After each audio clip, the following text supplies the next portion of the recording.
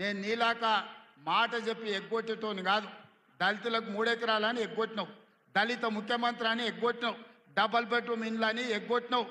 ఇట్లా చెప్పుకుంటూ వెళ్తే 100 మాటలు ఇచ్చి ఎగ్గొట్టిన చరిత్ర నీది, పంగనామాలు పెట్టిన చరిత్ర నీది. చంద్రశేఖరరావు 10 ఏళ్ళు పరిపాలన చేసి ప్రజల దగ్గరకు పోతే డిసెంబర్లో అధికారం కోల్పోయినావు, జూన్లో డిపాజిట్లు కోల్పోయినావు పార్లమెంట్లో.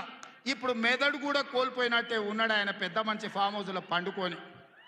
డిసెంబర్లో ఆయన అన్నీ చెప్పిండు, ఆయన గుడీలు దర్గాలకు దస్తీలు కప్పిండు, గుడీలకు పోయి దండాలు పెట్టిండు.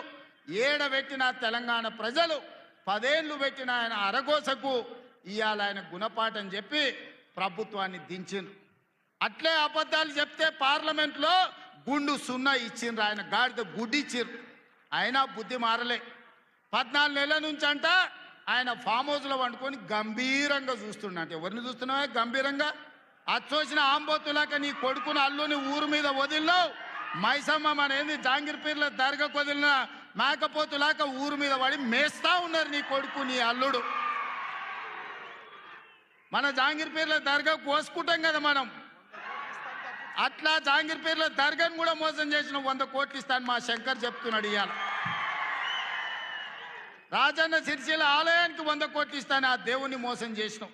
ఈడ దర్గాను మోసం చేసినావు. పాలమూరులో ప్రాజెక్టులు కడతా అని, పాలమూరు రంగారెడ్డి ఎత్తిపోతలు పూర్తి చేస్తా అని, కల్వకుర్తి, భీమా, నెట్టంపాడు, కోయిల్ సాగరు, జూరాల, ఆర్జీఎస్, తుమ్మిళ్ళ ప్రాజెక్టులను కడతా అని చెప్పి పాలమూరుకు మాట ఇచ్చి పాలమూరుని ఎండబెట్టి ఎగవేసిన దుర్మార్గుడివి.